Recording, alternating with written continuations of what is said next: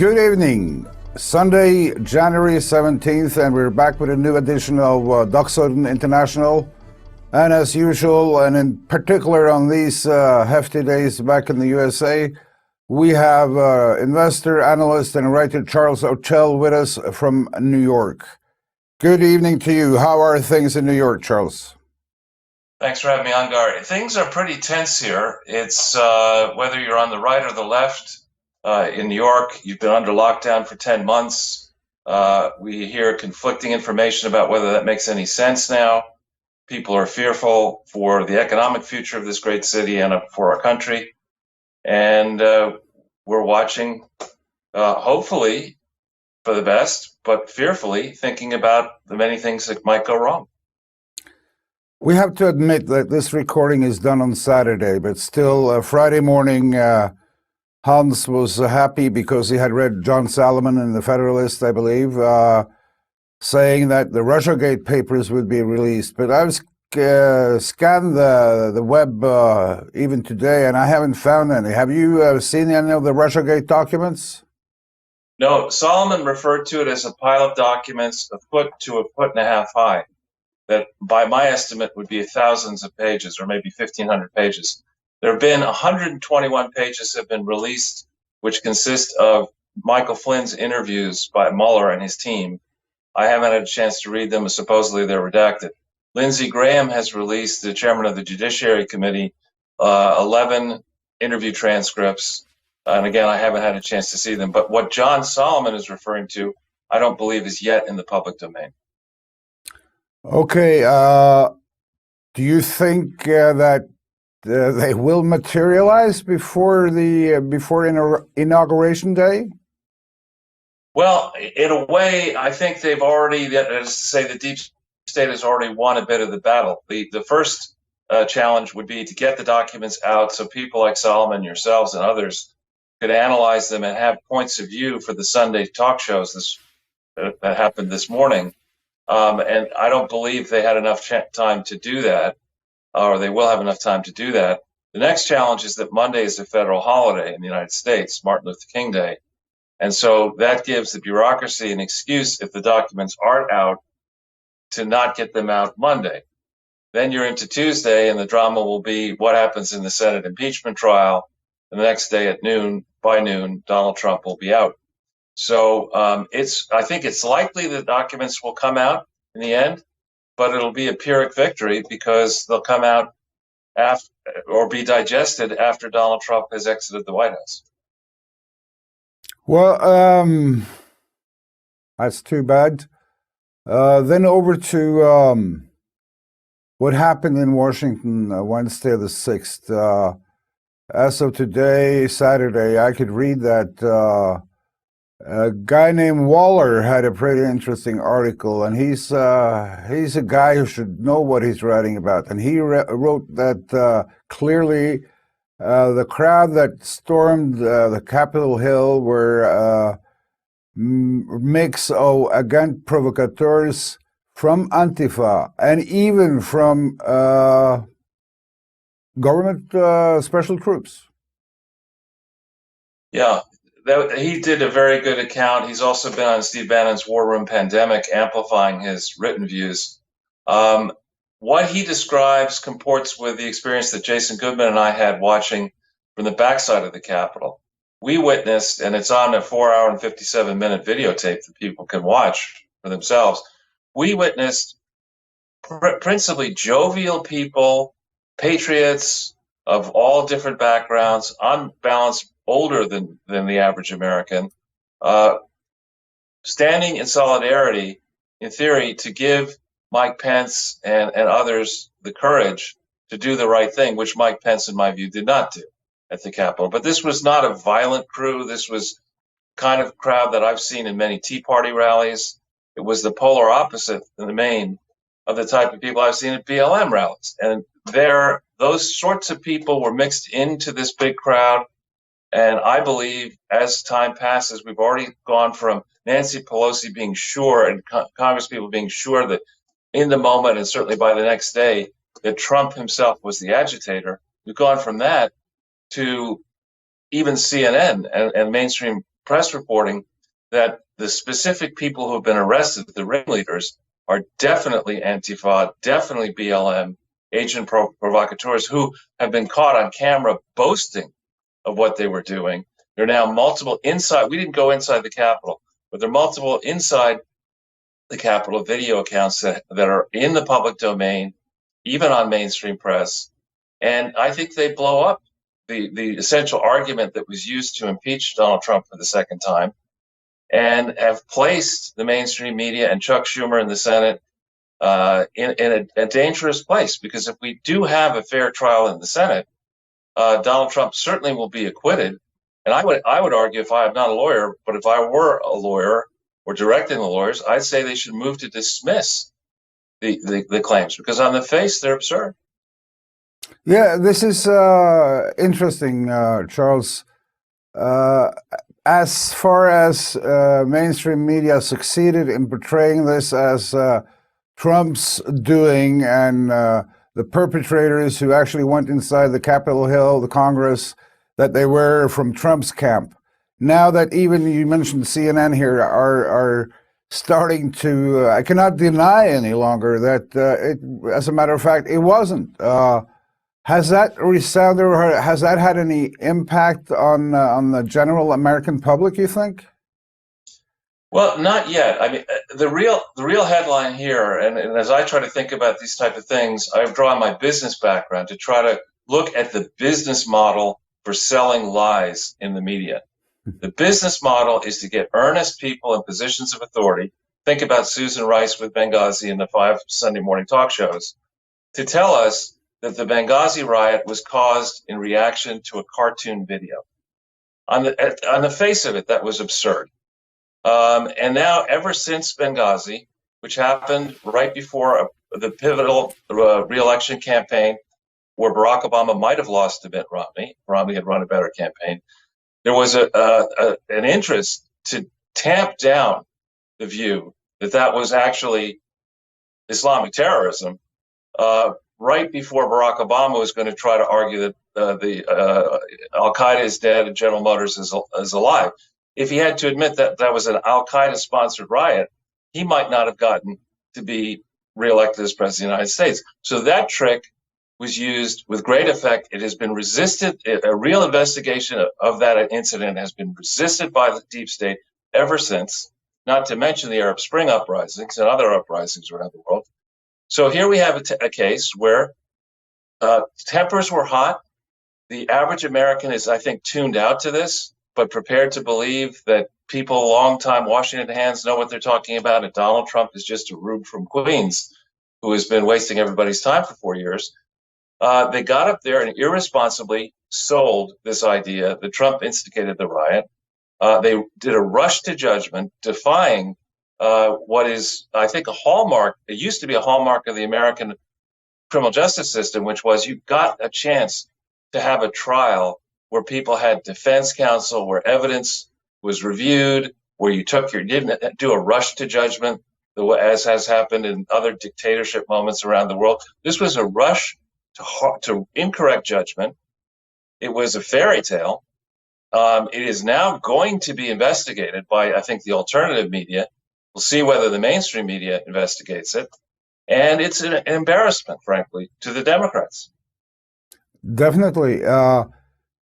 Okay, it hasn't made that much impact amongst the average American so far, meaning that the MSM lie has worked, whether you see it from a political point of view or a business point of view. But one day that is going to wear off, whether it's before or after inauguration.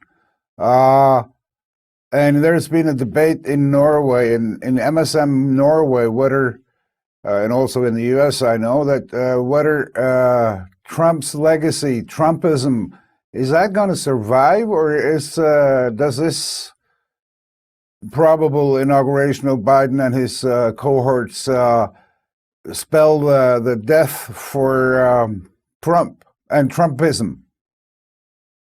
I think that the movement that favors respectful governance via nation states as opposed to regional or global governance structures, that movement is only going to strengthen. And I say that because we have to admit that prior to COVID, Donald Trump's record in the United States, bringing us on a growth trajectory responsibly in a way that helped minorities more than Obama helped minorities, more than any other Democrat helped the beleaguered portions of this country. It wasn't that PhDs and MBAs and JDs who did well under Trump. It was people, high school education, not even high school education, African Americans, Asians, women, Hispanics, all flourished under Trump. And I think we're going to look at that pre-COVID growth trajectory. Now we're going to watch Joe Biden play again all the hackneyed left-wing ideas that do not work, that have kept people in the inner cities that are controlled by the left, not in slavery, but in akin to economic slavery. We're going to see all the wrong moves made by this president, Joe Biden, and the Congress and the Senate. And people are going to lose confidence, I believe, in the American dollar. They're going to lose confidence in the ability of the American government to bring its finances under control. And Biden will have to contend not only with the 75 million plus Trump voters who are furious with him, but with the deep divisions in the Democrat Party between the super hard left, who love communism, and the more moderate Democrats, of which there still are moderate Democrats. So he's got a very tough job on his hands. It could be that the playbook here is just to have him appear at noon on the 20th and have him slip on a banana peel figuratively and put in a complete cipher, Kamala Harris, whose record has never been scrubbed, who never did. The mainstream media has done zero homework on her true views, which are to the left of Bernie Sanders. That could be the playbook here, to go and say that the Biden-Harris ticket won a clear mandate for hard left progressive politics. And if they go down that path, you were talking about continued turbulence, you're talking about instability, you're talking about a result where the only clear winner is the Chinese Communist Party. Thank you. You keyed me right in there with the Chinese Communist Party. Biden is definitely no communist, but as for Pelosi, I don't know. But Kamala Harris, I wouldn't be surprised to find that she has communist views. But let me go back for a second to Twitter and big tech's role in this, in purveying this lie and keeping the lid on the stolen election and the facts about the stolen election.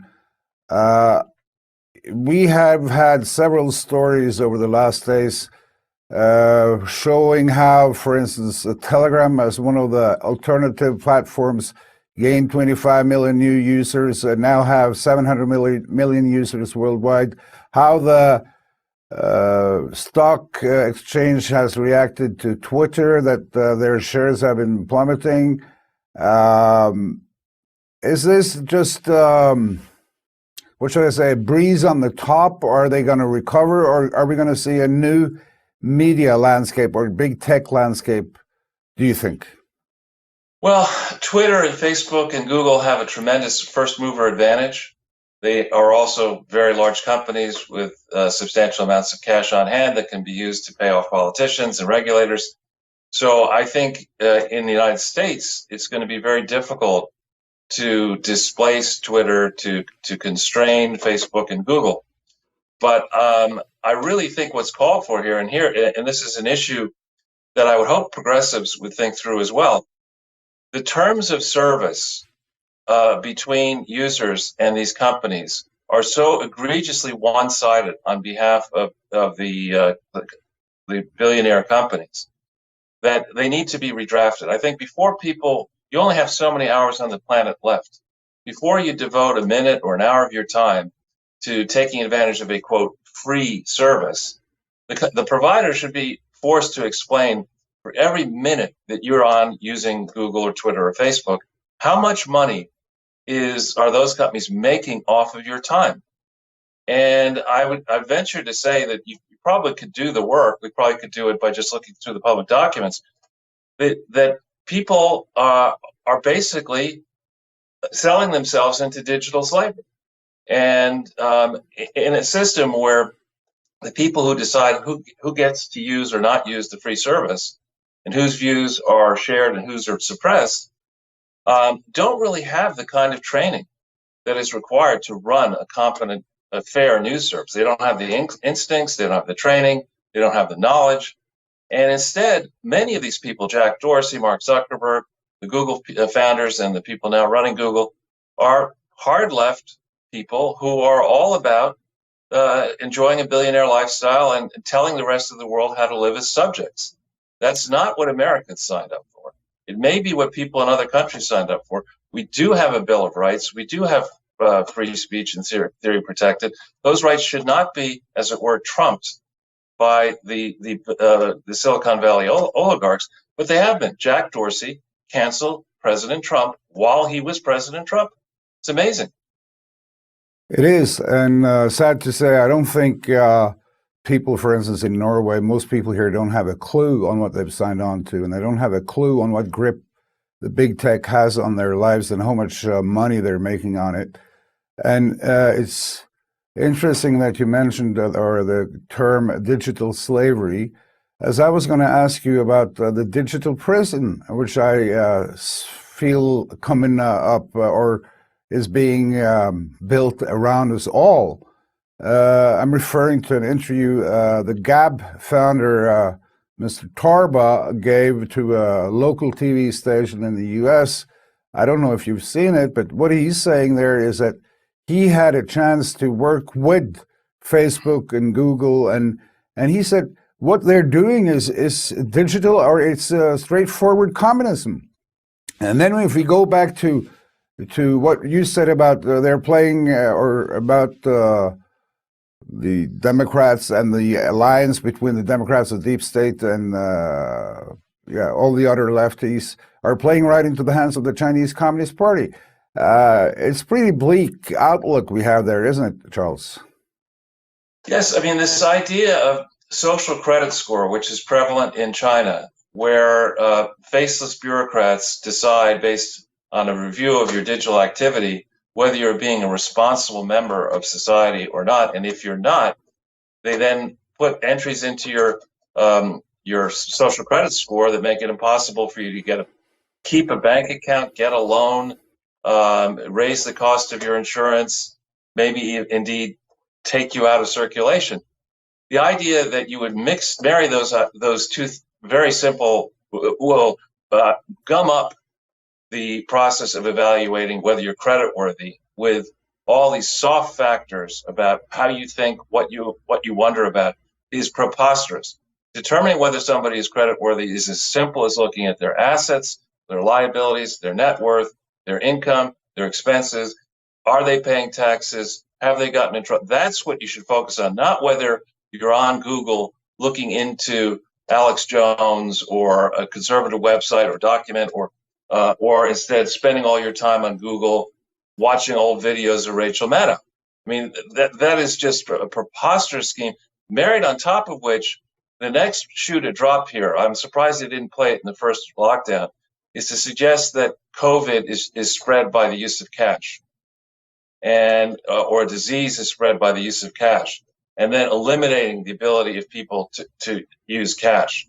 That, if you take away their credit, their ability to use cash, their access to healthcare, using digital means and faceless bureaucrats, you don't have communism. You have totalitarian rule by people you don't even know who your rulers may be. They may not be the figurehead, Joe Biden, Kamala Harris. They may be a scruffy-looking kid in some basement in Menlo Park, California, who's 26 years old and rides around on a skateboard and eats worms.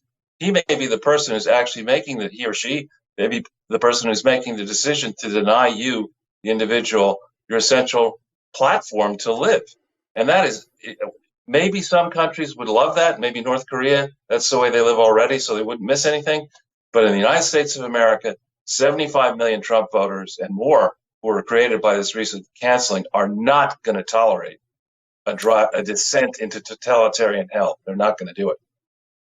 Speaking about the totalitarian hell and about and from your 26-year-old hen, or he or she in California deciding our future, I don't know if you saw that. My eyes nearly popped out when on Friday I saw an article written on the IMF, International Monetary Fund blog, where they were actually discussing whether it would be fair for lenders to have the internet records, the internet search records of possible applicants for loans. Did you see that article? I did. It's outrageous. I mean, on many different levels. But it's helpful. It proves the point that global governance structures like the IMF should be abolished. It is a preposterous idea when we think about lending in the low interest rate environment. The people who need loans don't get them. The people who don't need loans, the hedge funds, the investment funds, the leveraged buyout operators, the highly rated companies, the banks, they get the loans.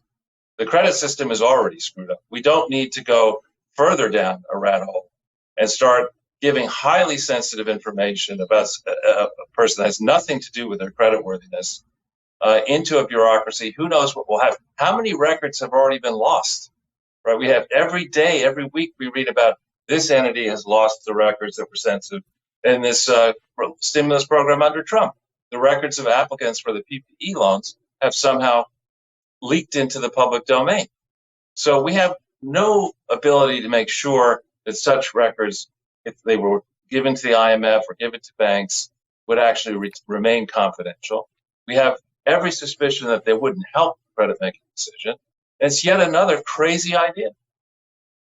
It's a crazy idea indeed, but as it looks now, it looks like whether we are prisoners within the wall, or if we're living under the illusion that we live in freedom, but in reality we are digital slaves. It comes up to the same, doesn't it? But we cannot end on that note, Charles. What are your outlook for the near future, and what do you see will happen? What are the reactions from the Trump voters, from sane-minded people in the U.S., in North America, and other places in the world? Do you see any glimmer of hope anywhere? Well, I think Thomas Jefferson predicted this in 1782 when he talked about there would be a convulsion, not a revolution, a convulsion in which our rights will either be revived or extinguished. And it was a very prescient comment in a book called Notes on the State of Virginia, or the Present State of Virginia, which I think is the only book he ever wrote. And it was an answer to questions sent from the French government about what was really going on in America. So to see the Trump period in perspective, I think you have to go all the way back to 1988, 89, when the wise punditry led by the Rockefellers and McKinsey all tried to foist on America the idea that the next step was globalism. We needed to be good global citizens, adapt our constitution and our model to a new, wiser way of thinking about the world, and reject our history. And that idea is unworkable. In my view, it has proven to be unworkable. If we look hard at the economic data since then, the average American works far more than 40 hours a week. We all have to now, on the weekend at night, we have to look at the internet. We're not paid for that, but our employers expect us to do that. So when you look at inflation-adjusted wages per hour of the average private sector worker down, debt on the whole system is up, and we've had an illusion of prosperity ever since the internet bubble, which was exacerbated under Obama by the mountainous increase in debt. Trump is guilty of increasing debt. Global system has too much debt. So we're reaching a point here where there has to be a crack. There has to be a revelation that there's way too much debt on the global system. How that gets reversed, we don't know. Countries that are smaller countries, small internal markets that are overly leveraged, I think face a very grim future. Countries like Norway that fortunately have a sovereign wealth fund and other assets, I think will do fine. But we're going through a very difficult period here with the ideas that Biden and others are going to try to push on America and the world are not going to work. And markets are trading at a very high level, looking at historical relationships of market values to earnings or whatever you want to look at. So we're set for financial markets issues. We're set for credit market issues. And we don't have a team in the U.S. with effect from noon on January 20th that is economically literate. OMG. OMG. As you said, going back to the fact that globalism isn't working, I mean, the European Common Market is a pointing case in that regard, isn't it? I mean, we had Brexit. There are a lot of discontent with the Brussels elite in a number of other EU countries as well. But then again, we see that China is waiting in the wings. I recall a story maybe a month and a half ago where U.S. Trump administration was warning Greece not to sell out all their infrastructure to Chinese companies or to China, basically. And definitely, you know that far better than I do, but in times of crisis, financial crisis or another crisis, there are always someone waiting in the wings to grab up the spoils, because people are going to run to, they're going to scatter around, and some people are going to there and pick up the pieces. And do you think that is a possible scenario as well? That it actually will, that the crack might serve the globalists? I hope the crack ends up serving the nationalists. I think if China were not as opaque as it is, if it didn't have as much debt as it does have on its system, here, thinking about China, I'm a great fan of Gordon Chang, who's a personal friend of mine. He's been warning about the Chinese implosion. He didn't get the timing right, but I think we're very close to, whether it's under Biden or under a different administration, we're very close to retooling the way in which multinational companies provide products and services, reducing our dependence upon China and other foreign locations. Fortunately, in America, we've got a lot of territory. We can move that stuff back into this country. So I actually think in the stress factors that are coming, it's the Chinese who have the most to lose. Remember, the Communist Chinese Party, Chinese Communist Party is only 150 million people out of 1.4 billion.